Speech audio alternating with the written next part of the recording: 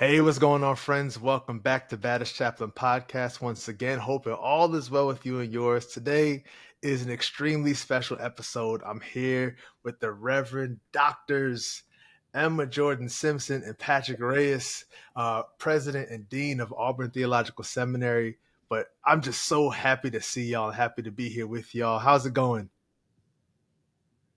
All good on this end, and it's really good to see you. And I've been looking forward to this conversation, not just with you, but with you and Patrick. Here for it. Here Yeah, for it. For yeah, sure. For sure. yeah. So I want to start off by asking if each of you could share a moment in your journey that revealed the urgent need for faith leaders who are ready to heal the world. Like, what was that moment? If you're a comic book fan watching or listening to this, you almost would think of it as like a canon event. What was that moment that you said, we need leaders who want to heal the world? You want to go? You can. You Go right ahead. Chris, I love the question. This is not going to surprise anyone who's read or heard me talk, but I would say my grandma going and advocate. I wouldn't even say advocating out in the world. I mean, it was advocating within the Catholic Church, St. Joseph's in Bakersfield, knowing that sitting there in mass with her and listening to a priest say something that was a little not theologically sound. Let's put it that way. Fair. And my grandma pulled me aside and saying, let's go meet home, because she was going to be first in line to meet him and correct the record. And so I think for me, like that moment of seeing my grandma, who was a lay Catholic woman and loving generations of Reyes and Contreras that were, all my family in that one church, and holding the church accountable to being its most loving self. I think for me, that's when I was like, all right, this is a thing. This is going to be a call. Absolutely. Similarly, I think for me, let me say, I think some people hearing that question would be looking for something, that has happened in the last, couple of years that would signal why we need to have healing-centered leaders. And I don't think that there is something that has happened in the last couple of years that has signaled the need for that, but that we've always needed that. And I think about, I grew up in Newark, New Jersey, in the aftermath of the riots of 1967. Right. And then this, town that had been then abandoned, neglected, and under-resourced, and people turning on each other, and families really struggling. And I think about the people who were carrying their own wounds, the adults who were carrying their own wounds, but were so determined to make sure that I understood, I had voice, I had agency, that what we were dealing with was not something that I caused, right? But that it was a reality that I would need to learn how to challenge and navigate and dream and imagine differently. And what is amazing to me every time I reflect on what it meant to grow up in Newark is that I always think about those people, those adults who stood up, who were carrying their own wounds, and who at the same time were teaching me the songs of revolution and the songs of faith. They were teaching me the stories of hope. And I think that we have been in this, if we want to get contextual, even more contextual, like this whole journey in from the colonies to the United States of America, right? That we have been immersed in violent stories, in violent. It's just been a spirit of violence. Mm. And how do you navigate that violence in the ways that it has wounded you, Yeah. and also seed hope in the rising generation? How do you make tools available to them? Um, and so that's always been, we've always needed healing centered leaders, Yeah. who can navigate truth. Right. Right. And I think something that's so powerful to me that stands out in both of your answers is the sense of leaders in response to what power is saying, or in response to what power is doing or not doing, right? Like thinking about, you know, Abuela being at church, like, nah, we're going to talk to them immediately. And then thinking about, you know, living in East Orange for some time and going to Newark regularly and thinking about the ways in just cities all over the United States, you know, living in Richmond now, where you can see, you know, Richmond has a broad street as well. I'm like, you can see the sort of Yes, demarcation point of like, after the yes, riot happened, they stopped. You know what I yes. mean? Just thinking about what it means to respond and the sorts of leaders we need to respond to these crises. You know, Hmm. when we're talking about this sort of like leadership and understanding that it's really like a global conversation that we're having, what do you think are the most pressing qualities that are missing about leadership in faith communities today?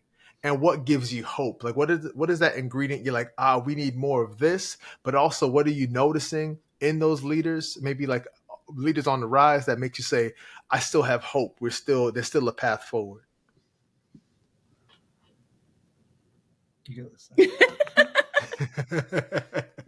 um, I think we're always disadvantaged when leaders are not grounded, Hmm.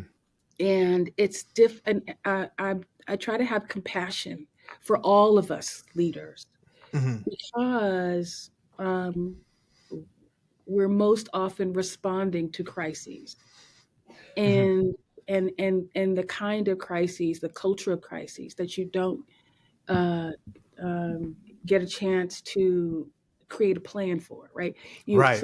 You're always responding to some crisis, and what's missing is our understanding of the value of our groundedness, Hmm. right? To understand that our faith, our traditions, our culture, those things ground us, Hmm. and also resources. They give us tools, not just to respond to the crises, but to live our lives with joy and hope and resistance and creativity and imagination. Hmm. And they keep us accountable. And if there is anything missing with leaders, I think it is, whatever is the wind that helps us to value our groundedness, Hmm. that pushes us to remain grounded when the sexy and popular thing is not to be. Right. uh, yeah, yeah, that's what I would say is missing. Hmm. The only thing I would add to that is places to practice. So, I think it's interesting to me that leadership is a daily occurrence, that the stakes for those who are in faith communities and who are cultural leaders, the stakes are really high. I mean, we're talking about people's lives, the Come on. births, deaths, and we're talking about major life transitions. When people come to a chaplain, it's not because, hey, my coffee was really good this morning. I mean, maybe that's Right. how the conversation starts, but Right. like that's not It what you is. get on the call. So like the Yeah. stakes Yeah. are really high, and I feel like unlike other professions, like Mhm. take professional sports or performance arts, or even the visual arts, like people have time to practice. You practice those Mhm. the brush strokes, or you get Yeah. to go out and Hmm. have a rehearsal, or you get to just literally call it practice and go and Yeah. run plays just with your own team, just to kind of see, like, to build those the muscles and capacities and skills that you need in order to perform really well in leadership. Right. There's not a lot of places where to do that. We're just like always on at 100%, just saying like the clock is always running on us. Yeah. And we need, I think what's really missing is not necessarily something within leaders themselves, but in our ecosystem or our system is where are the places to practice, to like say, okay, I understand I'm a novice at this. I'm going to be approaching new challenges, and I need a chance to kind of like work out how my approach to those things impacts other people. So, finding more places. I know that's what we're doing in Auburn, is trying to create places for leaders to practice with each other to try to get better at what it means to actually lead and be accountable and to love other humans, which is our call and our work. And yes, that last piece on hope, when people do have the chance to practice and get that little mirror up, they start to see some real gifts in themselves and leadership. They get to see where they really shine. They get to also see that shadow side and say like, oh, hey, I could probably be a little more patient, or I don't have to answer every email. Those sorts of things where they get that insight, I think helps them in their own healing. So no doubt. The practice, that's what I'm going with. Yeah, I love that that note. And thinking about just my own experiences, the places to practice. So that's where you learn that leadership is not transactional. Yes. The places to practice is where you fall in love with people. Right. Falling in love with people helps you resist falling in love with power. Falling in love, because they'll let you do not have the power. Right. Right. For real. Real. Yes. No, thank you for lifting it up, because it is, there's something about, and I think that what you just said, Reverend Emma, connects back to that whole notion of being grounded, right? Like if you're just if your source really is the sense of like, I feel so great because I'm in charge. I feel so great because people are saying all these wonderful things about me. Once that ends, you're just gonna fall like Icarus. You know what I mean? Your wings are gonna melt. But that sense of being connected and grounded in community, grounded in faith, is essential. So thank you for lifting it up for sure. Yeah.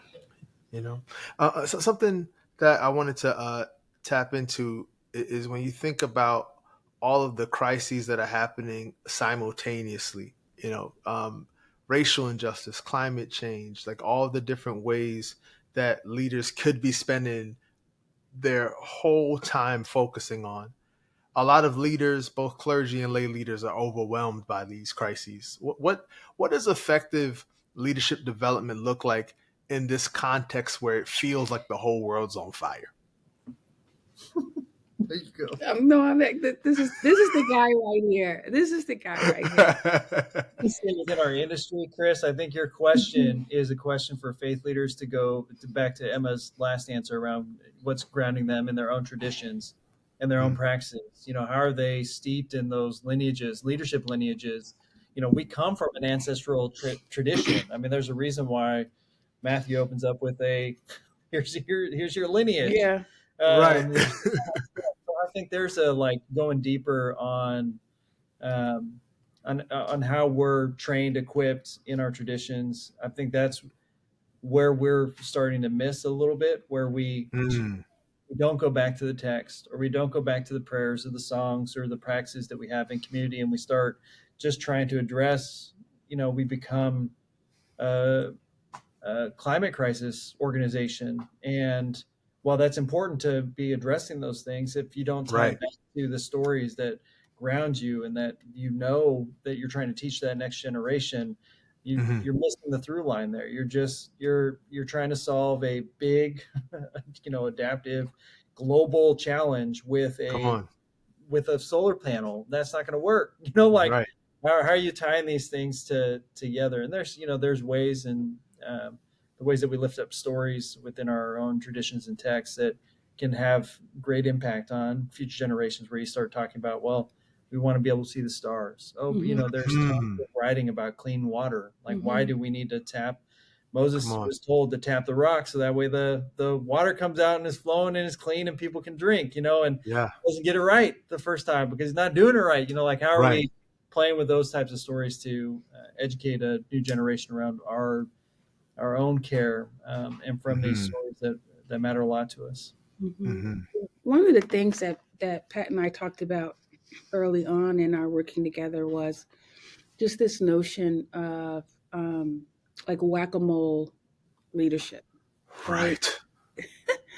Ginwright, I hope I'm pronouncing his name. He talks about that in some of his work. But it is this idea that you get focused around these particular issues and you start addressing these particular issues and you hit one and it pops up, something else pops up someplace else, and then you whack that, and then that's like your life and the story of the community like becomes whack-a-mole. Yeah.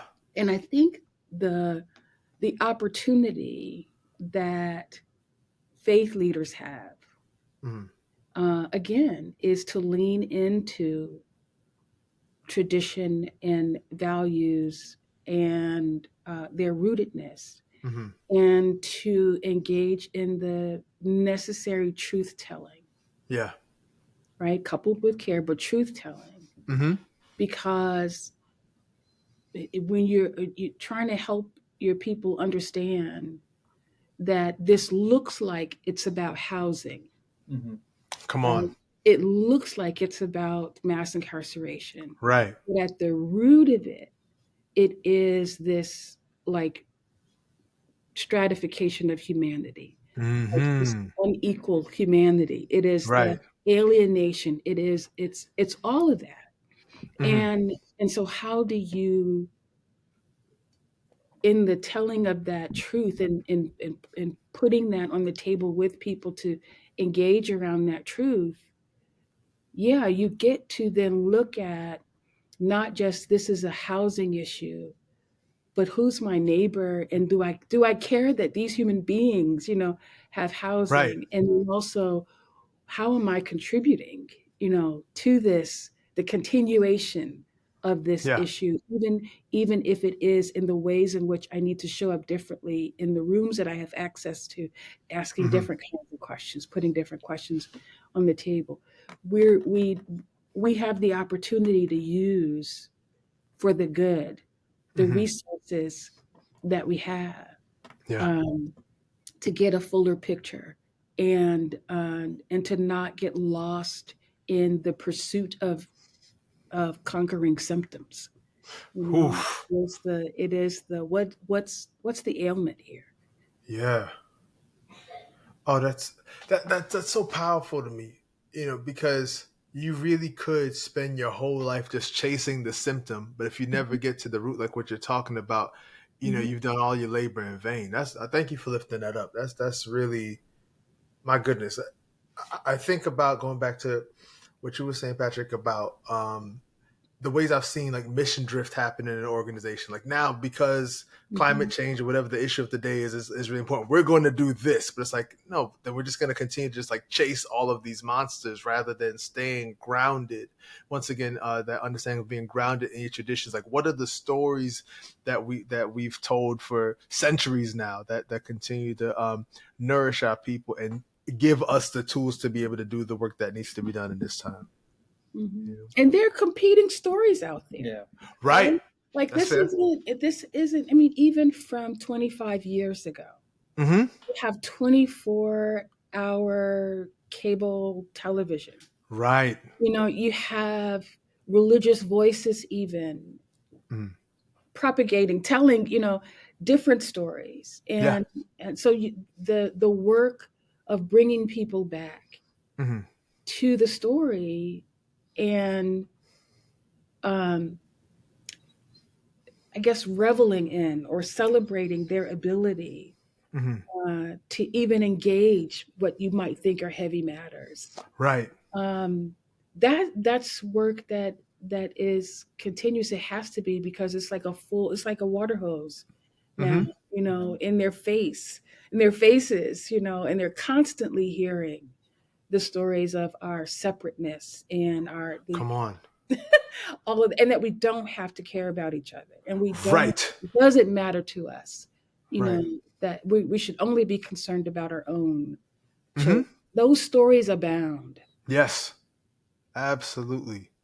So how do you, with all of these stories that are pulling us away from community, pulling us away from an interdependence, what sorts of stories are you seeing that we can tell to sort of like counterbalance that? What kind of stories can we tell in faith, leadership, and community that challenge those stories that are on, like you said, 24 hours a day? I remember hearing stories about when TV used to go to sleep. They said the national anthem and they went to bed.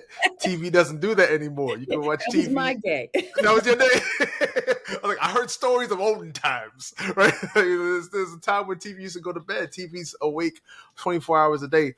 What stories can we tell to sort of challenge those stories? Mhm. I giggle and I laugh because I'm so excited to be working with Patrick B. Yeah. Reyes, Yes. and this has just been um, something that has excited me about his leadership, Awesome. is the cultivation of stories. So, Mm-hmm. Yeah. Well, we've been talking about this all morning, so that's also why we're smiling about it. Like that's Love been it. the focus of our conversation. And one of the things that I love your question, Chris, is in this new era of media and story where we're constantly, I mean, like the fire hose, not just of the problems, the issues of the day, but Mm-hmm. just the number of stories and content that people are consuming. Yeah. People are spending on average, 6 to 8 hours on their phone, just doom scrolling every day. So Yes. there's an abundance of content, abundance of stories. And I think that the temptation in our field right now is to say, well, to the question, what's the Mm-hmm. counter story? How do we find some Mhm. story that's going to cut through the noise and take up space? And what people are like, advertisers or big companies, they're competing for seconds or minutes of your attention. We're in Yes. the attention economy. And I think the thing that our field, that churches, that congregations, community leaders can do is actually offer in a new how do not necessarily offer a brand new story. There's plenty of them out there. Then we can, and Mm-hmm. Em and I both have our favorites, that we can go Mhm. and say, hey, we think these are stories that we should be paying attention to. Yeah. But we've been really practicing trying to think about the process of Mm-hmm. how do you host people differently, again drawing on our traditions that allow for new stories to emerge authentically, and maybe not even on social media, like in Yeah. circle and in community, Yeah. that drive people back to each other to like learn and be more curious about our histories and our stories. And I Mm-hmm. think that how we do that, um, I think is worth investing in. How we not only tell stories, but how do we listen to stories? Come on. That no one has that, or at least you were at the. I mean, you were at the storytelling. One of my favorite moments. I'll throw some out. So one of my favorite moments in the storytelling gathering last year at Riverside was we made the invitation after the first day. So this is national group of storytellers like yourself, people who are Mm-hmm. great at this, podcasters, preachers, filmmakers, um, to tell us a story in 5 minutes or less. Tell us to choose a story. I don't know if you remember that second day. It was a little bit painful. These are people who do this profession. Everyone has has Yeah. a vision of like what storytelling should be or could be, or the Right. impact of it, and like the word just evokes a certain little like self knowledge. Of course, I'm an Oh expert in yeah. storytelling because we get it and receive it so often. But Right. one of the few stories that was told very directly was by our director of storytelling and narrative change, Erica Littlewolf, Oh who yeah. told a story that had a beginning, middle, and end, Yes. was very personal, was about Yes. the ancestors and an experience that she had. And I just love that was an invitation for me to say, okay, we're not very good at this sort of like interpersonal sitting down and sharing our stories with one another, our traditions with one another, because we're so attuned to like trying to make noise. Like how do we make noise with everybody else? And so as you know, like that was a long version of your answer that we're really focused on how do we host a different type of circle that can actually be healing through storytelling. Mm-hmm. Yeah. I can't imagine what freedom would have looked like, or if we would have even had any semblance of it. Yeah. If we had social media, like before emancipation, right? Right. The ways in which people were gathering to tell each other the stories of who matters. Yeah. Which would have been all people matter, right? Right. The ways in which in the language that they were using, like about how to navigate oppression. Yeah.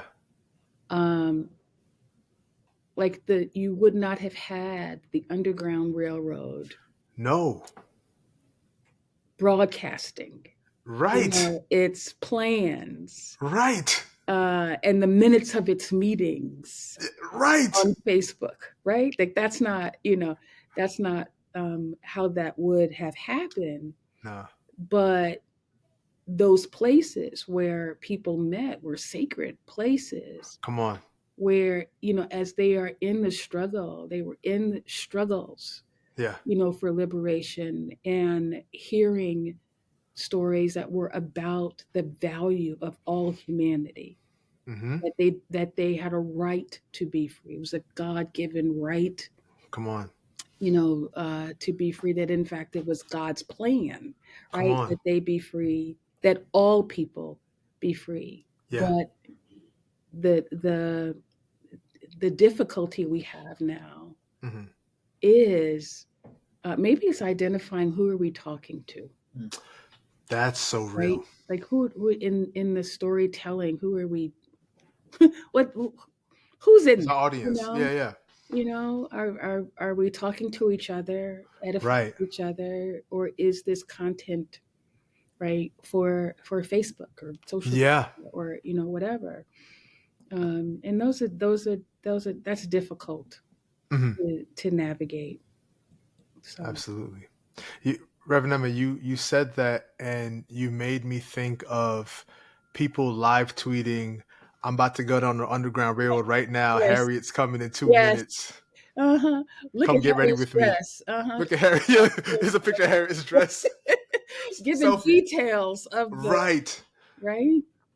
Yeah, just and to your point, I do think we have an audience problem. Like when you think about like whose gaze are you performing for, right? In storytelling, sometimes people talk about like the white gaze or the male gaze, like some way that like you're performing for the powerful. Like, are you doing all this talking just to be justified in the eyes of the powerful, or to your point, are you telling the stories so that we can get free? Like that's what I think people are in the middle of, because I think a lot of what looks like freedom to people is actually bondage, because they're doing it so that they can get rich rather than doing it to actually get people free. Yeah. So, and another aspect of this is the ways in which we have made it acceptable for people to consume other people's leadership. Right? Yeah. That and we talk about this a lot. I am a descendant of enslaved Africans. Yeah. Right. And there are ways in which people expect me as a Black woman to show up. And my question is always, and how are you showing up? Like, what are you, what are you doing? Because I'm doing what I'm doing, right? Yeah. But what are you doing? And that there's a way in which we want the charismatic leader to rise with the solutions. Yes. And to be able to convey them, Right. CNN and at the rally and whatever. All we have to do is consume that. You don't Right. have to be faithful and accountable to it, right? No. Just consume it, and we Mm. think that's the work, Yeah. and it's not. That's not the work. Right. That's not the movement. No. No, and it's certainly not like the pulse of what our community life should be. We're all Hmm. leaders. You know what Right. Ella Baker said? That's right. Ella Baker, Ella Baker, the great Ella Baker for sure. Mrs. Ella Baker, right? Let it be known. That's right. Because to your point, I do think it's a lot easier for any of us to just repost something or to just say, I went to go hear, Reverend Emma, I went to go Mhm. hear Dr. Reyes speak, and that's it. And like Mhm. by virtue of me being in the room, Mhm. hearing what you've labored over with your lived experience, now I've done something. And that doesn't really cut it Mhm. because this has to be participatory. Otherwise, we're just Yeah, doing what? yeah, Show and tell. You know, yeah. absolutely. So with that in mind, how do you imagine, you know, leaders taking care of themselves so they're not experiencing the burnout of trying to boil the ocean? They're not experiencing the burnout of trying to do all the labor by themselves instead of learning how to like wisely delegate. What sorts of practices or habits do you all encourage leaders to cultivate in order to sustain themselves and to sustain their communities for the long haul? That this isn't just something we're going to do this weekend. This is a part of our rhythms now. How do you encourage folks to take on these sorts of practices and the habits that will sustain Thank you. them? Tag you're it, Ah,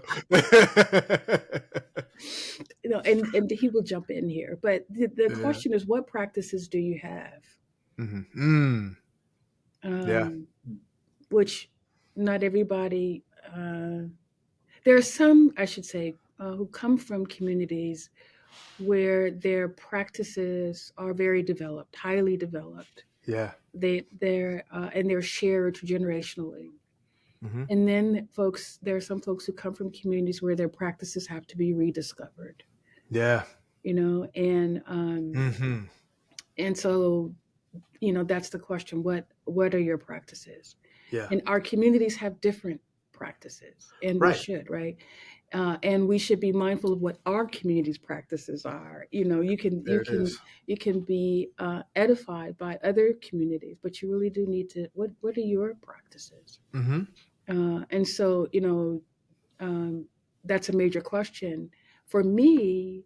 One of my practices, clearly from my community, is all the ways in which I engage the spirituals, the Mm-hmm. singing of Mm-hmm. those songs, the interrogating the lyrics, like what do they mean, Yeah. and it's the way in which I am, um, like I need to be in fellowship. Yeah. I need to gather regularly, Right. not forsake the fellowship, Come on. uh, right, of our people, Yeah. um, and rehearse, the rites of whatever, is happening that week in our lives Yeah. together. Um, those practices mean a great deal to me. Absolutely. Absolutely. I, How about I you, mean, Pastor? for me, it's about people and place. I would decenter time in ways Mm. that I think is really uh, white, Western, capitalistic. What do they say? Yeah. Like the only thing that people show up on time, white people show up on time for is colonization. So, like, Mm. Word. the my invitation would be just to think about people and place. I mean, we're in the middle, as we shared before we got on here, in the middle of a move, which is new for me, a new place. But Right. my kids already make fun of me because the coffee shop next door, it's my best friend, apparently. Well, you go see your best friend again. We've only been here 4 days. That's right. Committing to a time and place. And the reason why I say decentering time is I think a lot of leaders, especially those who are in trying to do justice work or Mm-hmm. ministry or any sort of in the helping professions in Yeah. general, they feel so committed to the work that they imagine it's a forever thing. And that, when I think you said this earlier, Chris, around like when there's that disconnect, it's an identity crisis because they've centered something that was never meant to be centered. Right. And I think for me that, committing to the place that you're in and the people that are around you just provides such a more healthy balance of vocation of one's leadership. And do a whole little workshop around, how to keep your donut healthy and not move it, making sure that there's balance and harmony in your life. One of the biggest things is to know that leadership happen all throughout your life, just like vocation happened throughout your life. So when you go back to imagine when you were 5, you had leadership on the playground, playing absolutely, but you that was 100% then, and you weren't as anxious about holding on to it, that moment. Like I was in charge of the pirate ship for a whole 30 seconds. That's right. On the playground. And I was the captain. And I didn't imagine at 5 that I was going to be captain forever and, try to kill all my other 5-year-old friends off and throw them off because I need to be in charge of this pirate ship. On. So I think that one of the things I'm seeing that's really unhealthy in our leaders, and we just did an executive leadership turnover study, is that you get so hyped up on I was meant to be captain of my ship for real because I'm in this new stage of life and I'm trying to extend that as long as possible. And I think if people can start letting go of that and just say, there's moments of when their leadership will be called, and then each moment, those are honest, truthful, fully alive vocational moments, but those will have ending, and then to be prepared and prepare those who are coming behind, and for those who will come in generations from now, that they have something worth stepping into. I think it's such a gift and a way of, making ourselves, what I say, like I saw a cool bumper sticker that said like even sidekicks are superheroes.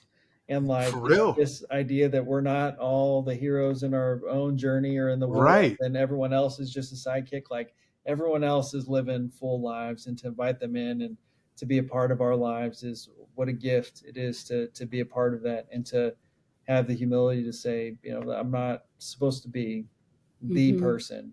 Come on. I'm not him. Yeah. You're not him, right? It's okay, So real. Yeah. So real. If you come to our programs, our leadership programs, you're going to spend some time with this question. And it won't be, what does Pat do? Yeah. How can I do what Pat does? Or how can I do what Emma does? But what do I need to do? Yeah. Come on. What is available to me? What am I connected to? What is meaningful to me? I love that you lift that up, because it can be so easy. You both are superheroes, so it's very easy, right? So someone just to say, okay, that's what they did. Like Patrick gets coffee, I'm gonna get coffee. You know what I mean? Like Reverend Emma likes to hear spiritual, I'm gonna listen to spirituals. Like it's so easy to just want to just trace those steps, but that's not how it goes. Yeah, I hear that for sure. Yeah, for sure. Chris, one other practice I want to say, because we started this before you get on, around the you being the director of the Freedom School. Like anyone, just spend time with anyone between like the ages of like, I don't know, 2 to like 6, 7. For real. Because it doesn't matter what you do in the world. That's the most humbling thing on the planet. They are 100% in the moment and calling you out on everything. I mean, I do all speaking and public stuff, and I still have not about reading to Ashers when they were 5 in their kindergarten class, and just bombing, a book on that was clearly written for adults. But I was like, oh, these kids are gonna love it. And I'm reading. They were actively falling asleep. Like they hated every moment of it.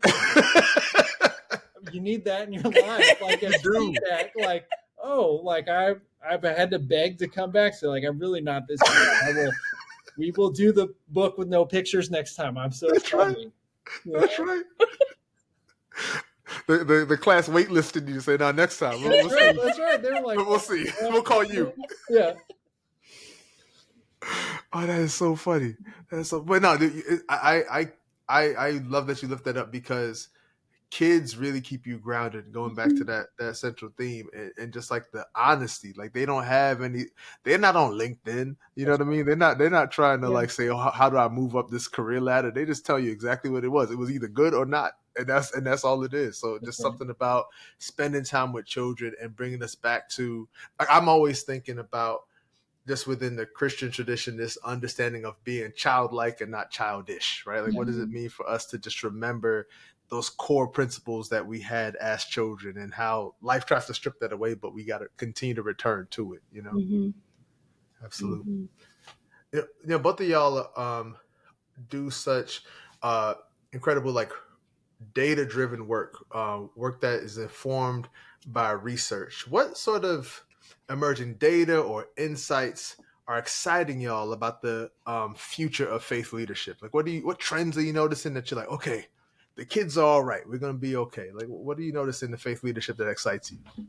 Yeah, this is where we depart because So the trains go like this. yeah, it's an acknowledgement of our capacities, our gifts, our training. Yeah. And so I'm a pastor Yeah. called in this moment, to do what I've done. No And doubt. Patrick uh, is the king of all else. I read a lot.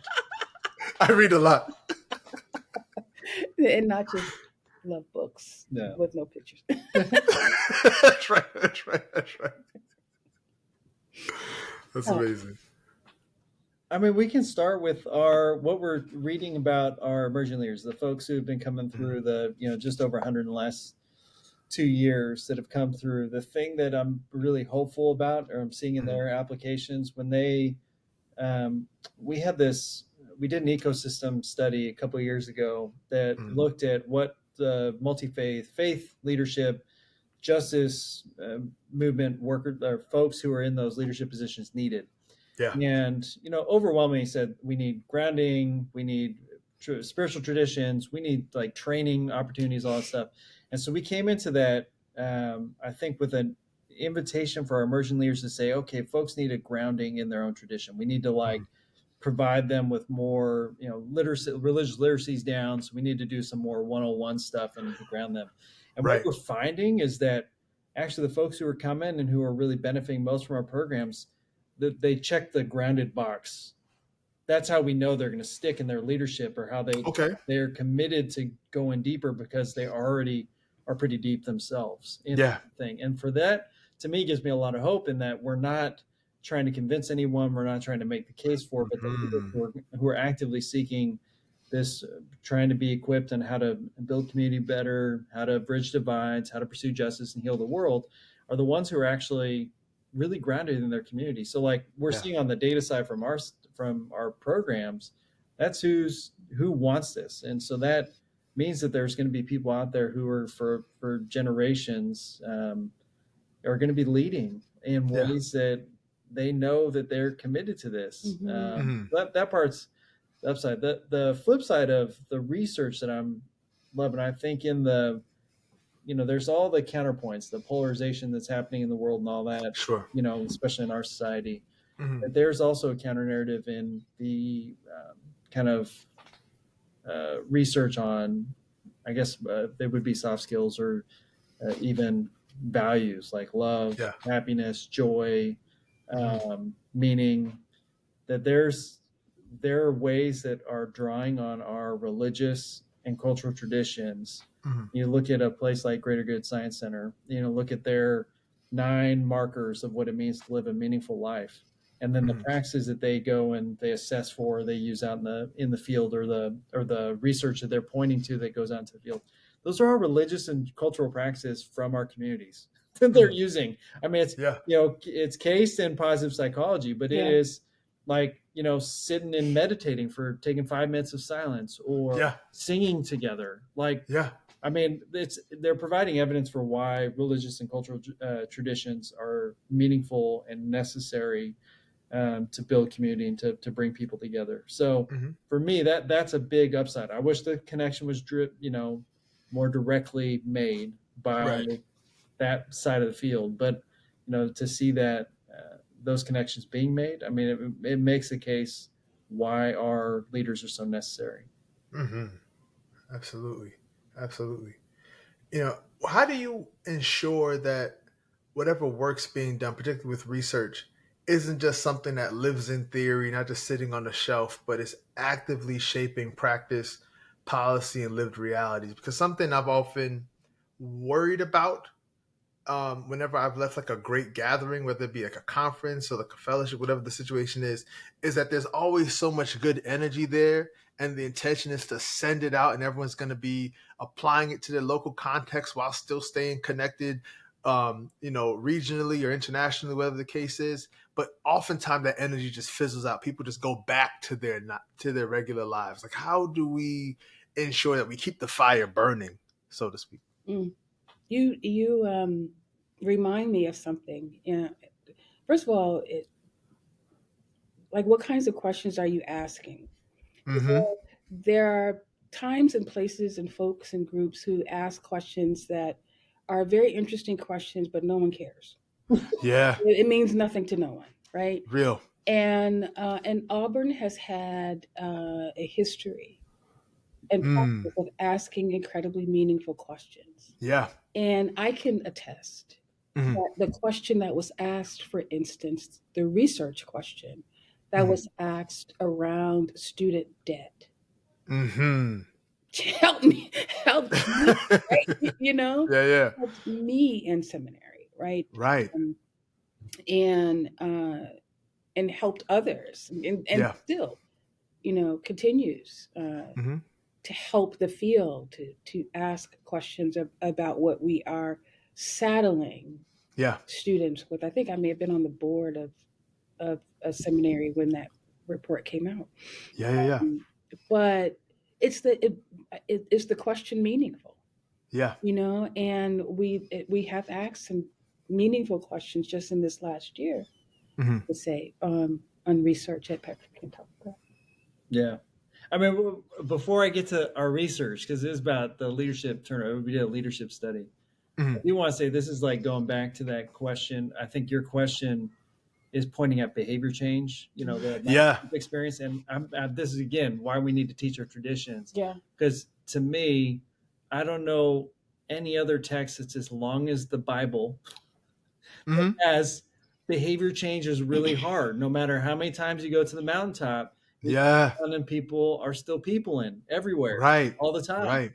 So, like, we have stories that, like, it seems to be human nature, and that we have some really great stories to draw on to say that Mm-hmm. that sort of experience where you come and you have this heightened moment of, like, clarity of what I'm supposed to be doing, and then Yeah. life happens, and Right. behavior change, that opportunity to practice and build new habits and skills, is actually really, really hard, and a lot harder when you're at home, Yeah. surrounded by people who are saying, "Remember when I changed your diaper?" That part. Like that, it just makes it really hard to do behavior change. And Yeah. one of the ways that we're trying at Auburn is we just did an executive leadership study. And here's the thing: we're both in theological education. Our institutions are, at ATS institution the last 7 years.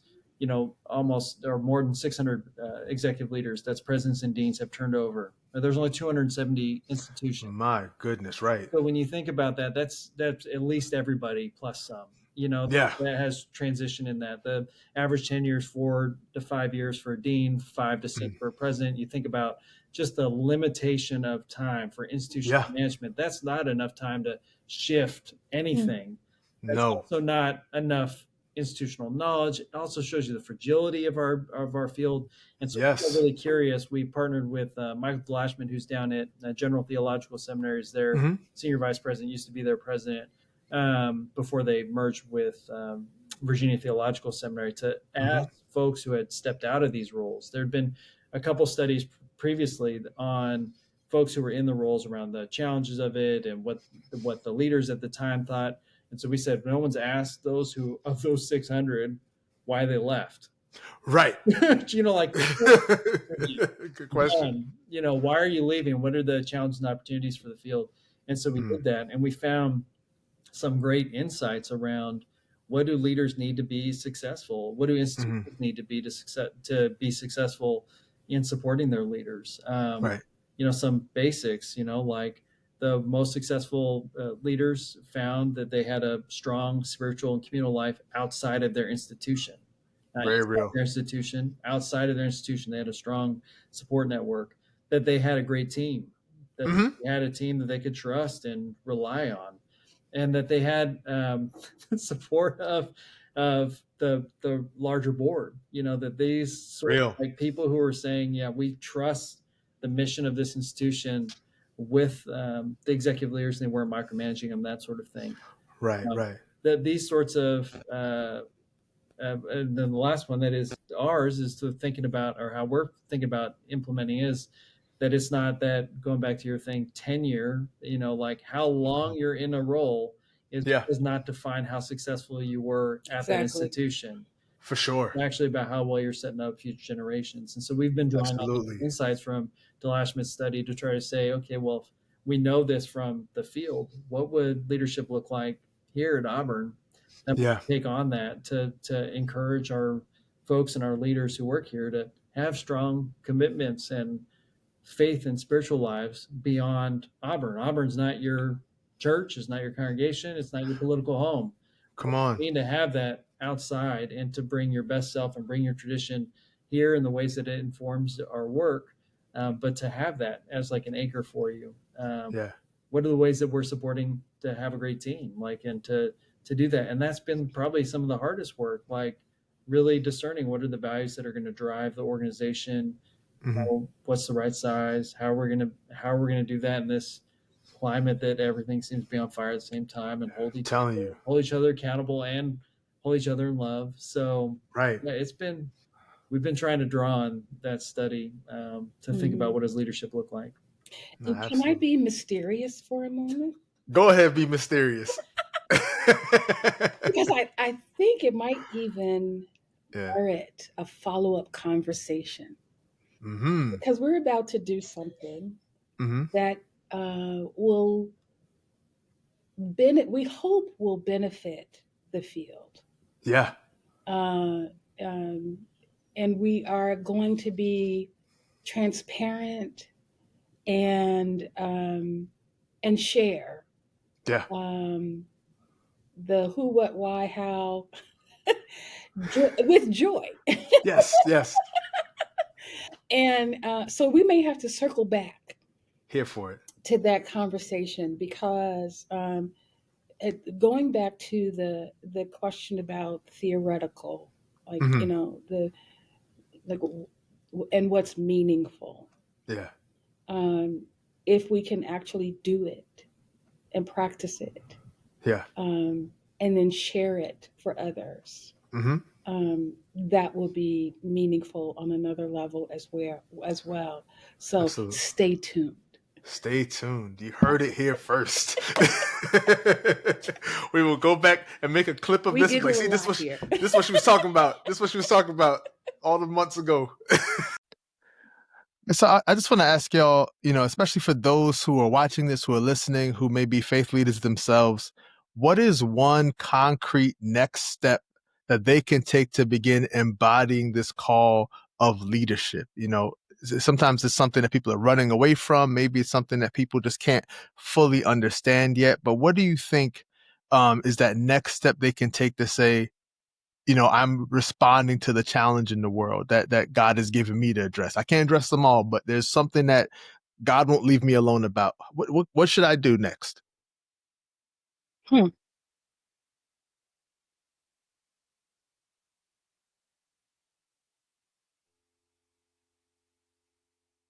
I think the this is what God won't leave me alone about is such a compelling, speaking for me, it would be such a compelling thing. Because the way in which I think about leadership. Yeah. I think that what we see is what we're intended to see. Right? And whether it breaks our hearts or it fills us with joy. Yeah. That's what it was intended to do.